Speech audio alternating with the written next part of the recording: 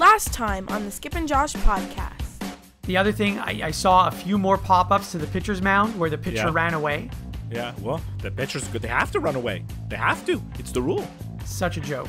It's the rule, Josh. They have to run away. Run away from the pop fly. I want you to find me the rule book and show me where that is in the rule book. It's in the hidden rule book. Ah. Right? It's in the rule book that's just like we know about, but that is like actually not written down. Is that also known as the unwritten rule book? You're listening to the Skip and Josh podcast with Skip Sherman and Josh Obadia.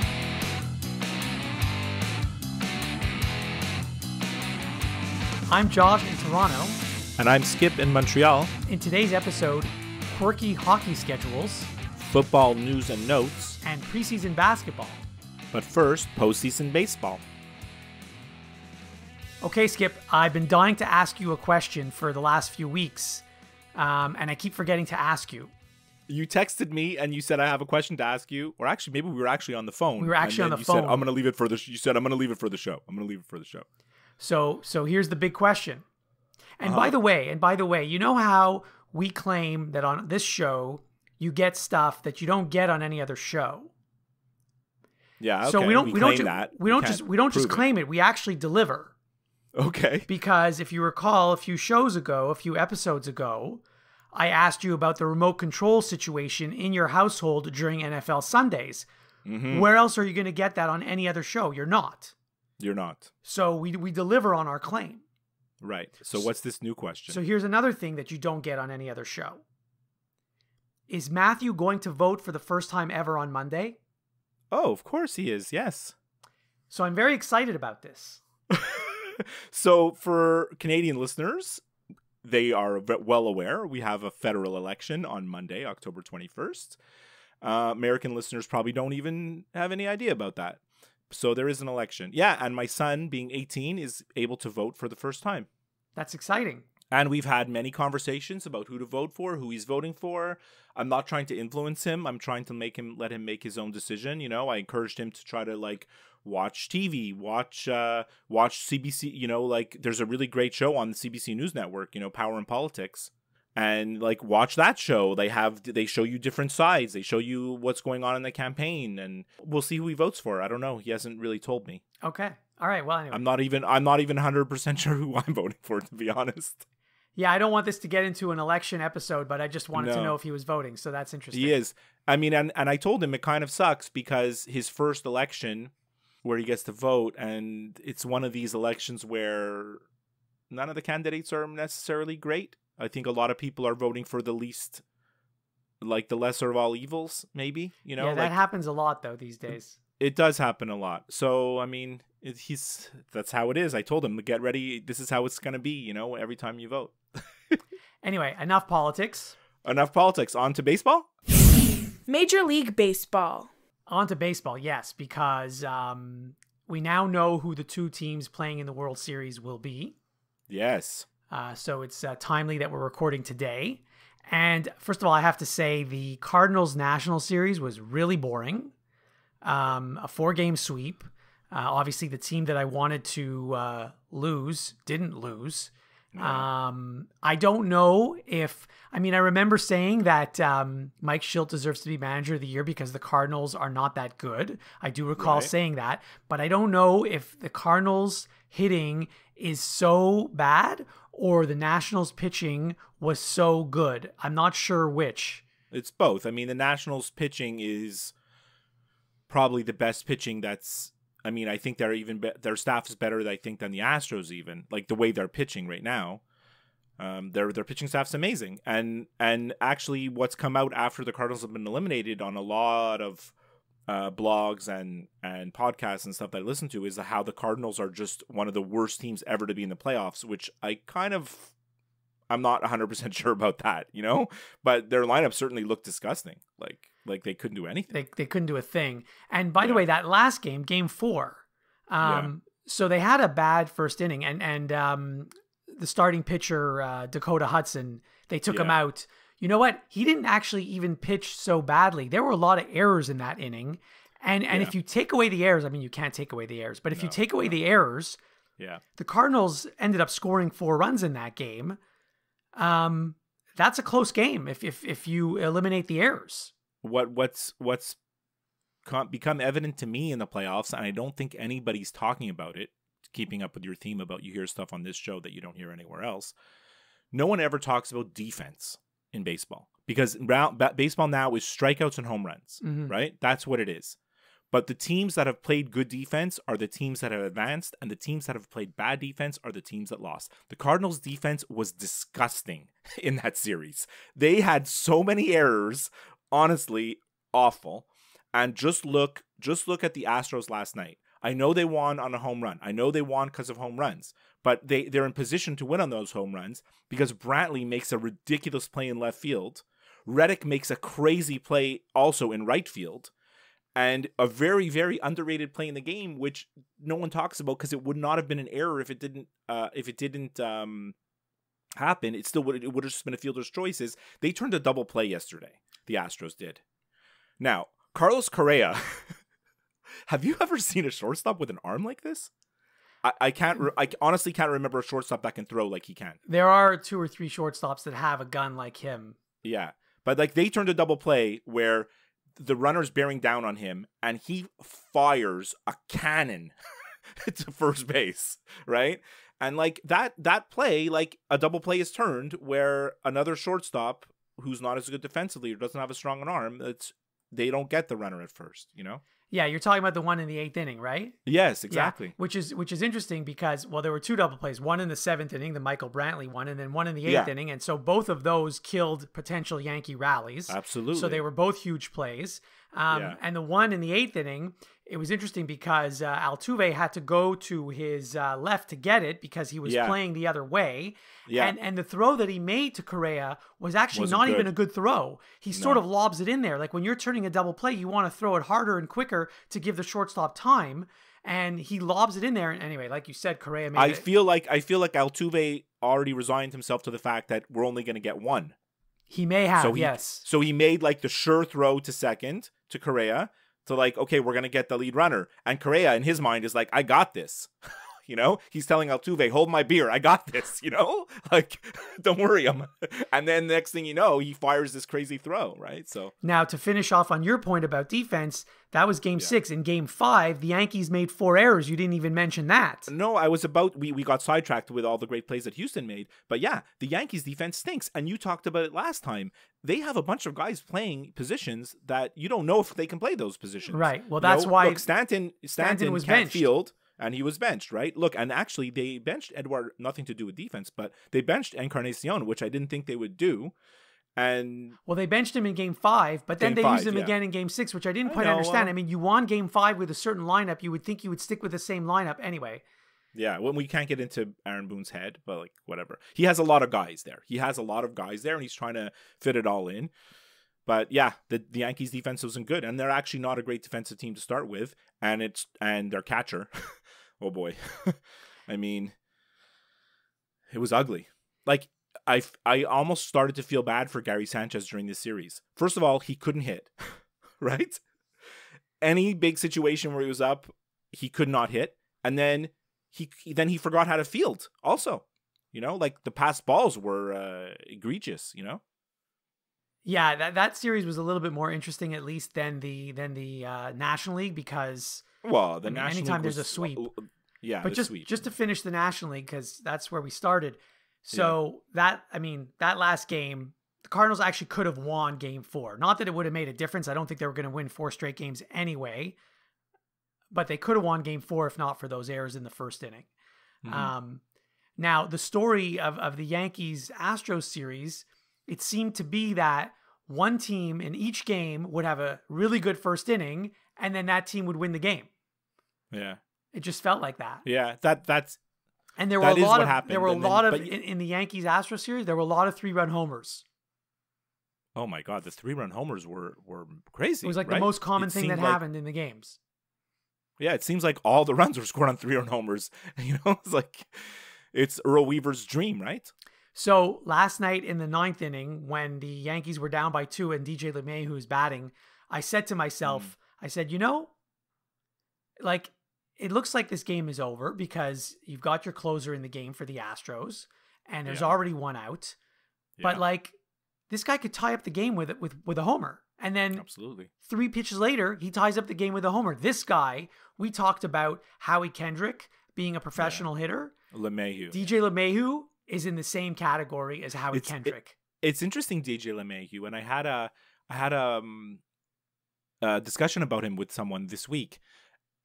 You know, when he was on the Rockies, he was a tremendous hitter, right? Yes. But people just chalked it up to like, oh, it's the ballpark effect and everything. Well, that's what they say about Nolan Arenado now, and about what's his name, Charlie Blackmon now. But LeMahieu's proving them wrong, right? Because he's still a tremendous hitter. You know, he is. He had a great year. Yeah, and he can play almost any position. The crazy thing about LeMahieu's homer, Springer almost caught it. I know that was he close. he was close to catching that. Like he was upset at himself for not catching it. Although I don't think it was as close as we thought it was. He jumped as high as he could and he timed it as perfectly as he could, and it was over his glove. So he shouldn't be mad at himself. If the ball is actually out of his reach, there's nothing he can do. No, of course, but I mean, he obviously wanted to catch it. He felt, Yeah. And it was interesting that the fans were smart and moved out of the way. Like, when does that ever happen? Never. You have the opposite of the what's his name? Who was the kid that Bartman? Oh, you're talking about the kid. No. The kid on the Orioles that interfered with the Yankees. Jeffrey Mayer. Jeffrey Mayer, you got it. How my brain remembers those things, who knows? And who was the right fielder there on the Orioles? He was an ex-Expo? Not Tony Tarasco. Tony Tarasco. There you go. You got it. Was it him? Yeah, Tony Tarasco. I thought it wasn't him. Oh, okay. No, I'm pretty sure it was. Anyway. I'm excited for the World Series. Starts Tuesday. Yes, I'm kind of excited for it. I hope it's a good series. I hope the Astros win, obviously. I mean, I'm already annoyed that the Nationals have gone this far, I have to tell you. I'm worried about you because I just want you to be mentally prepared that the Nationals right now, like I want you to start mentally preparing yourself that the Nationals are going to win the World Series. I'm not even anywhere close to that. Because I feel that they definitely could win. I mean, the Astros are probably coming in as the favorite, but to me, the Nationals are going to win the series. Like if you put a gun to my head and said make a prediction, I'd say the Nationals. Like they're the hotter team. They're coming in with all kinds of confidence. Like their pitching actually has been better in the playoffs than the Astros has been. Like Verlander has been shaky, you know, whereas Scherzer, Strasburg, Corbin, Anibal Sanchez with his crazy glasses. I mean, that scares me. However, you're not wrong about any of that, but look who the Nationals pitchers have been facing. The St. Louis Cardinals. The Houston Astros batting lineup, I think Carlos Correa is batting what, 7th? Their lineup is really, really good. Let's just leave it at that. So yeah. I mean, I wouldn't feel bad if my horse was the Houston Astros. I would not. I would not be worried. I get you. But I mean, the worry as an Astros fan is that Verlander hasn't pitched. He's pitched okay, but not great. He hasn't given them those amazing starts that you expect Verlander to give them. And Greinke has been kind of lousy, right?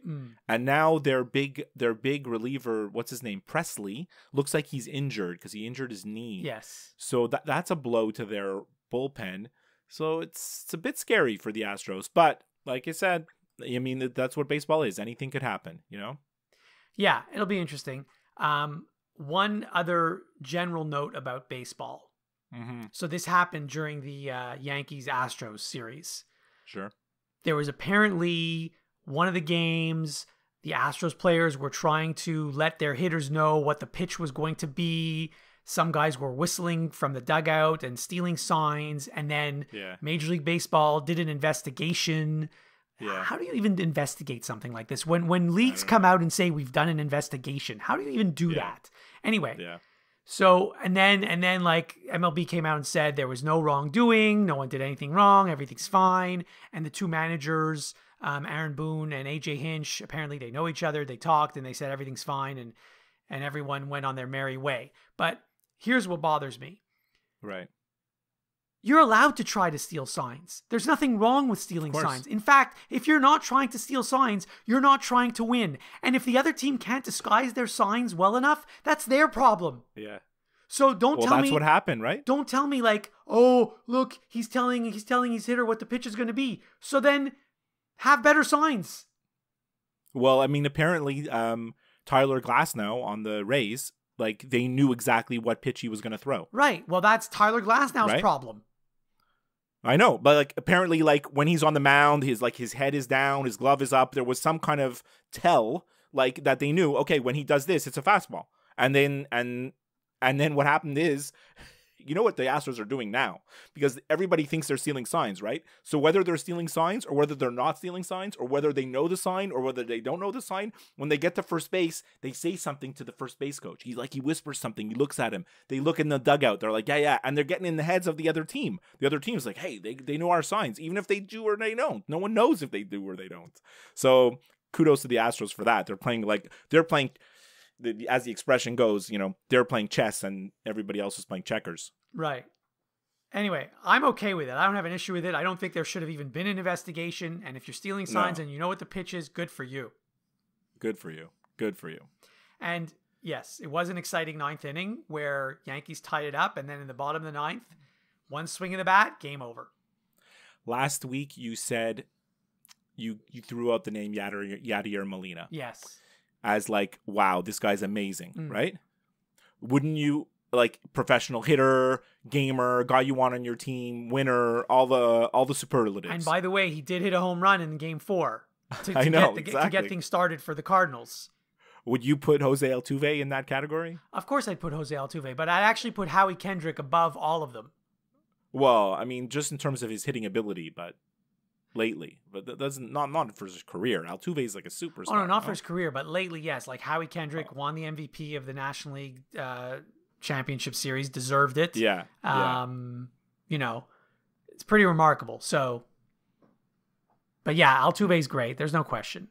Yeah. Did you see when he was? I watched MLB Network this morning, so they really go in depth about everything about the game. Did you see when he came in and they were all mobbing him at home plate? He was holding his shirt. Yeah, I think it's because this new thing is when you hit a walk-off home run, they rip your shirt off, Exactly. which I don't quite understand why they do that. I mean, why are you ruining a perfectly good shirt? So they asked him about it, and he said, yeah, because he was holding his shirt as if to tell his teammates, don't rip my shirt, right? Like he's telling them, don't rip my shirt. I don't want you to rip my shirt. And then they asked him about it, and he said, because last time, and I don't know when the last time was, it was 2 years ago, I think, right? Like he hit a walk-off home run again in the playoffs. They ripped his shirt off, his teammates. And he said he's very shy and he doesn't like that. And he goes, I got in trouble with my wife. That's a good reason. So he came in holding his shirt, telling his teammates not to rip his shirt out, which I think is just adorable. Think about it. Like, so then the equipment manager has to either fix the shirt or make a brand new one because it's probably too destroyed to even use it again. Plus, if you have like a lucky shirt where you hit a home run, don't you want to keep using that shirt again? Like, why would you want to use a different one? I mean, I'm sure they have multiple jerseys. I'm sure they don't only have one, but it's still like, I never understood. They're all going to have new jerseys. Aren't they all going to have new jerseys for the World Series? Or at least there's going to be a World Series patch somewhere, I think they're just going to sew a patch onto the existing jersey is what I think is going to happen. And onto the hat too. Anyway. So the other thing I wanted to ask you about, just to go back to the Nationals, there's been a lot of like Expo nostalgia this week. I mean, we talk about the Expos almost every episode, regardless, just somehow it always comes up. But like, there's a lot of Expo nostalgia this week. I sent you an article from the New York Times, and just because the Nationals are in the World Series, like to me, first of all, the Nationals and the Expos, there's no connection at this point. Like this version of the Nationals is so far removed from the 2005 Nationals, like it's ancient history. But I read on Twitter this week, like, do you think they'll wear the Expos uniforms for one game? I'm like, really? I don't think so. Because they did it for one game this year, right? Right, that was during the regular season. But in the playoffs, you never see teams wear like a third jersey or their alternate jersey or anything like that. Right. Or do you think they'll honor someone with throwing out the first pitch? No. There's going to be no ex-Expos involved. If they have people, throwing out first pitch, it's going to be like Washington people. It won't even be baseball people. It'll be like a football player, a hockey player, a basketball player, something like that. It should be Ovechkin. Yeah, Ovechkin would be fine, or like Joe Theismann or John Riggins or something like that, from the Super Bowl winning teams. But there's not going to be any Expos involved. And I hope there aren't any Expos involved.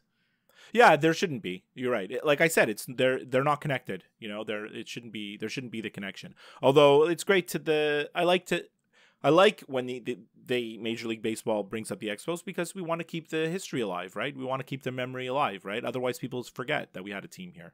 Yeah, no, I like when they talk about it. I'd love if there was a team in Montreal, but I'm not holding my breath. Yeah. So game 1 is on Tuesday, right? Yes, that's correct. And it is at Houston, right? Correct. So we won't have a game in Washington. We won't be able to find out until Friday about all this first pitch and all that stuff. No, but Houston's going to do the same thing in Houston with I don't know, maybe some football players or who knows what. Oh, no. Well, they have their legacy. They have BGO, Bagwell, these guys, right? Right, but other sports too, Maybe. Now, it's interesting. So the way it works, the home team, the team with home field advantage gets game 1 and 2 and 6 and 7, which is fine. I'm totally in agreement with that. But as it turns out, so game 3, 4, and 5, which is going to be in Washington, happens to fall on a Friday, Saturday, Sunday.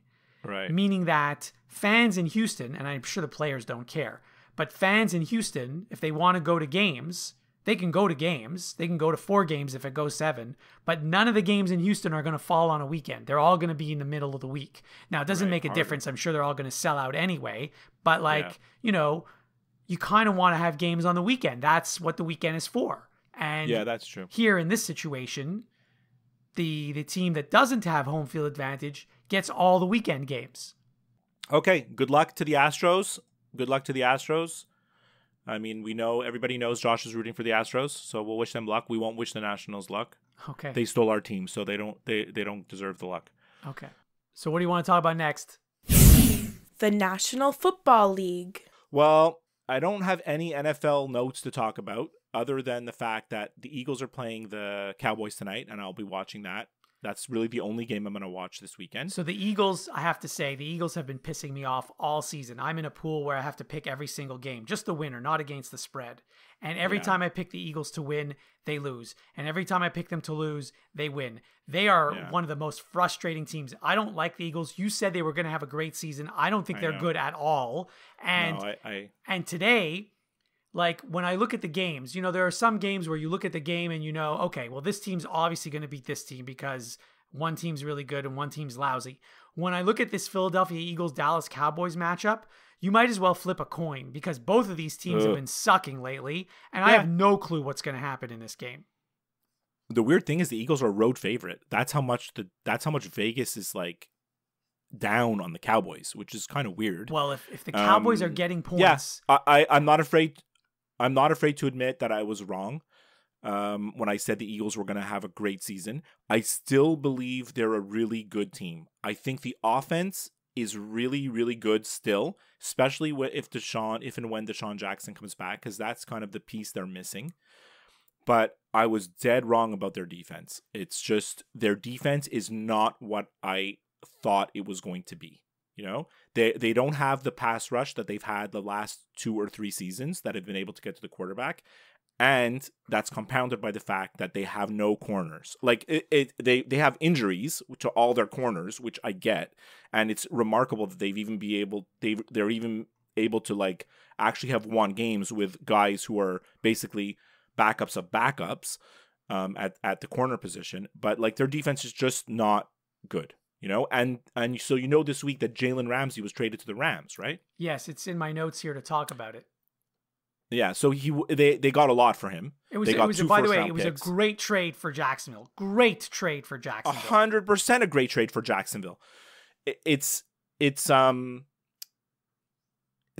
Look, everybody knew that they were going to ask for a first-round pick, and the fact that they got 2 first-round picks is crazy. And they got a 3rd pick as well.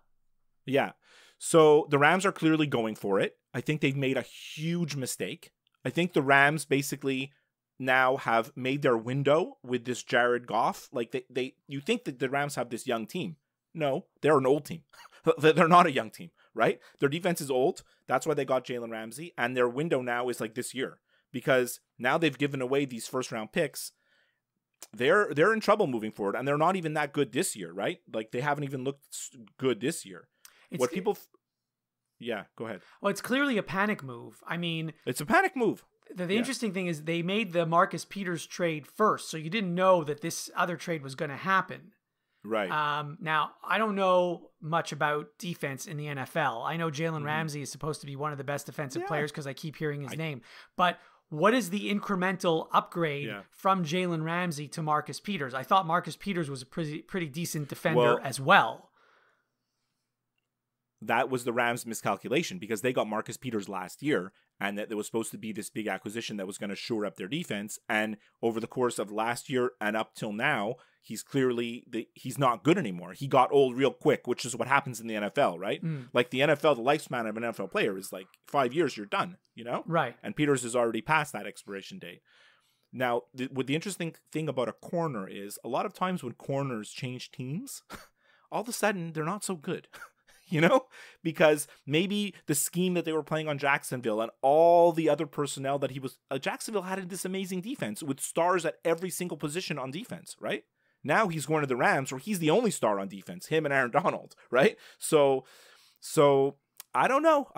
It's a panic move and it's a huge risk for the Rams because I feel that they could go from a Super Bowl to a marginal playoff team to being lousy very, very quickly. Well, you see this all the time. The team that loses in the Super Bowl, look what happened to the Atlanta Falcons. Yeah. Look what happened to the Carolina Panthers. So you see this all the time. The team that loses in the Super Bowl, you think, they just missed it. They'll be back next year. But no, oftentimes they don't even make the playoffs the following season. Forget about going back to the Super Bowl. Because those teams that I mentioned, none of them have been back to the Super Bowl since.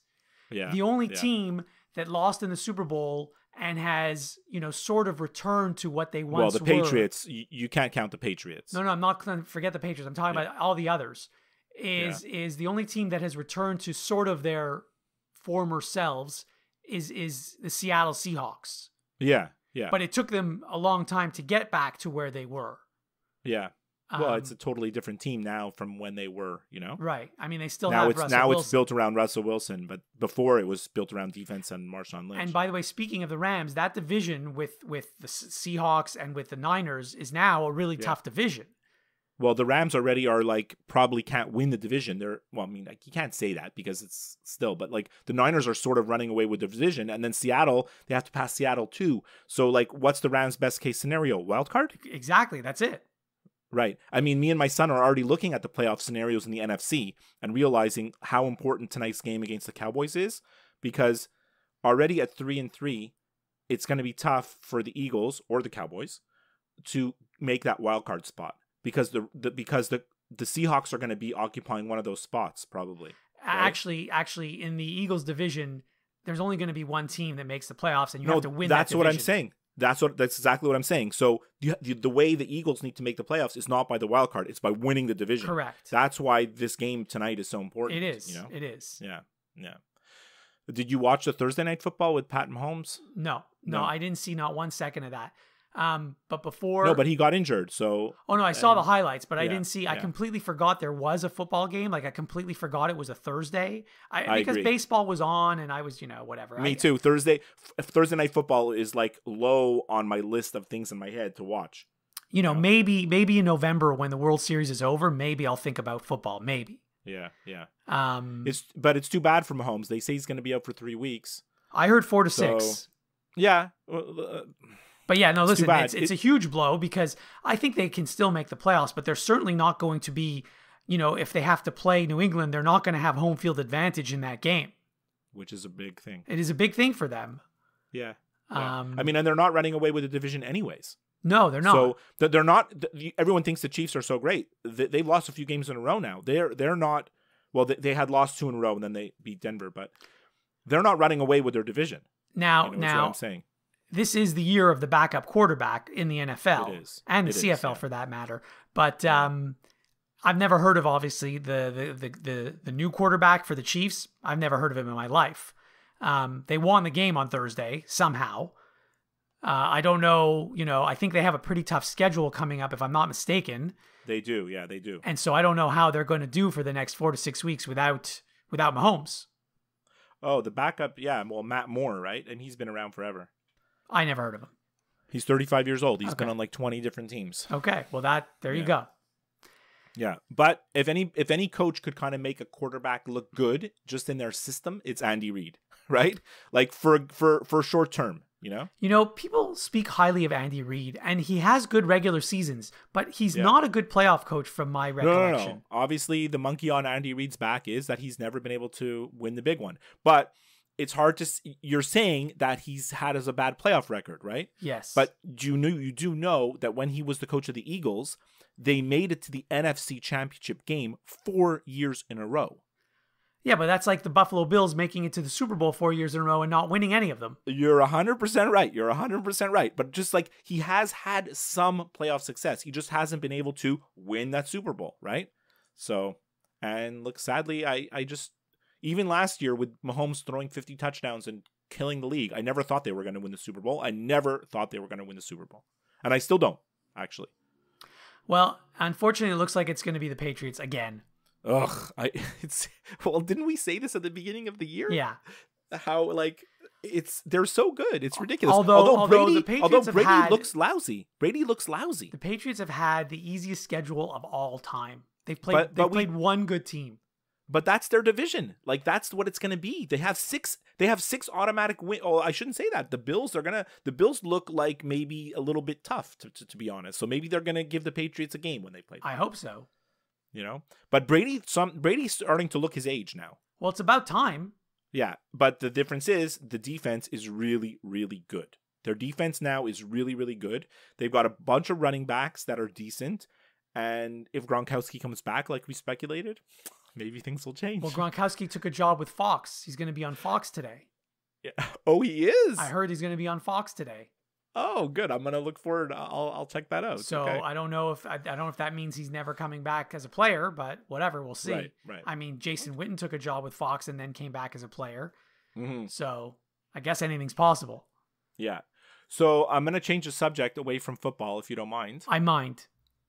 You mind? Yes, because I have written down some random football notes. Oh, go ahead, please. From the beginning of the season up until now.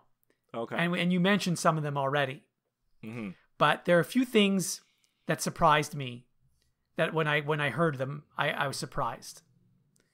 One is Teddy Bridgewater makes $7.25 million a year. But do you think that's a lot or not a lot? No, that's insanely a lot for a backup quarterback. Okay. I mean, he's playing now, but he was going to get this money whether he played or didn't.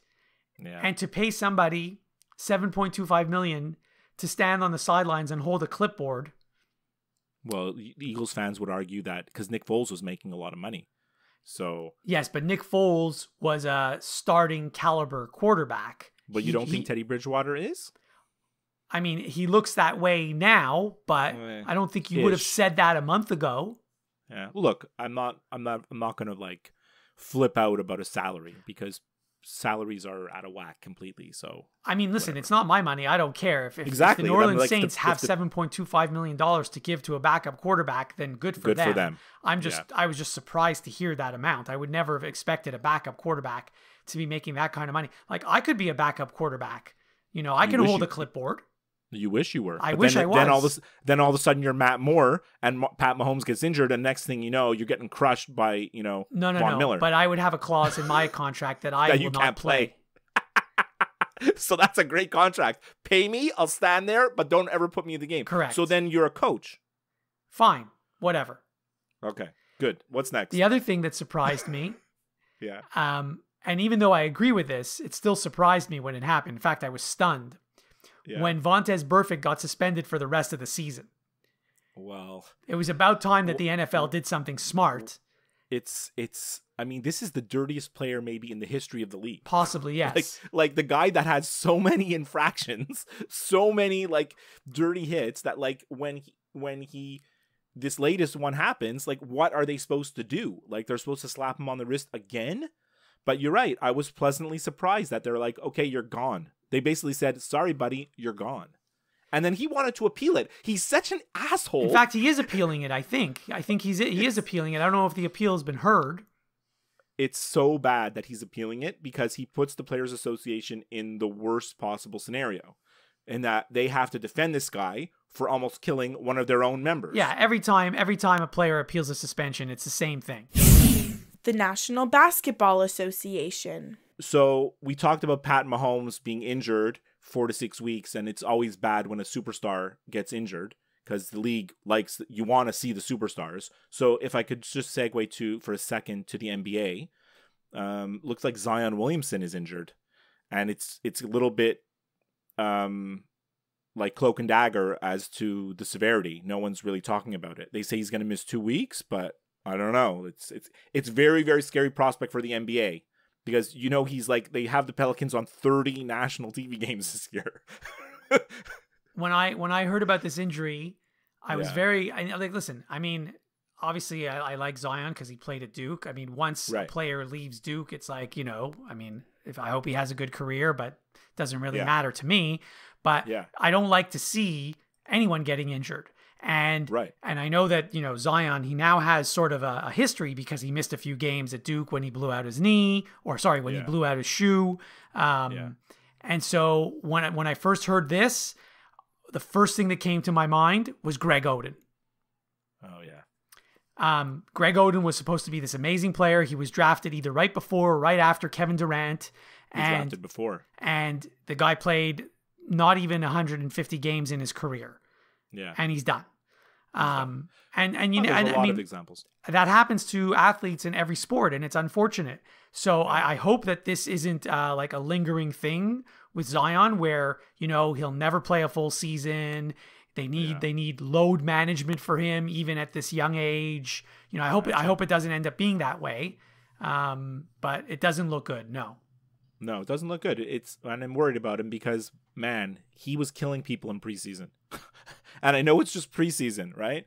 But like, okay, so when he was at Duke, right? Okay, Zion's career started on Instagram, believe it or not, right? Yes. He's in high school. My son knows about this guy. He's on the Instagram account House of Highlights, dunking on all kinds of people. And then back then people are like, well, he's up against high school. He's so much bigger than all the high school kids. Wait till he gets to the next level, and then let's see what happens. Then he gets to Duke, and everyone's like, this guy's just a dunker. There's nothing else to his game. He's just a dunker. And then he proved everybody wrong because he was the best player in the country. And he's much more than just a dunker. He's a complete player that can do everything and dunk over anybody, right? Then people are saying, well, wait till he gets to the NBA. He's playing against college players, right? So now he gets to the NBA, and granted, it's only been preseason, but he's killing everybody in preseason, dunking all over everybody, doing whatever he wants, getting to the basket. There's one preseason game. I don't know if you saw the stats. He missed I think he almost hit every shot he took, right?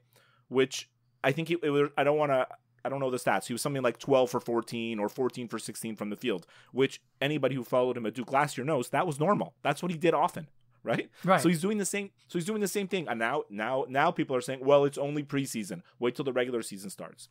So we'll wait till the regular season starts and we'll see. But unfortunately, we're going to have to wait a few weeks. We'll have to wait because I hope he's healthy. I really hope he's healthy. So speaking of, and I know we don't talk about basketball a lot, and certainly we don't talk about preseason basketball at all.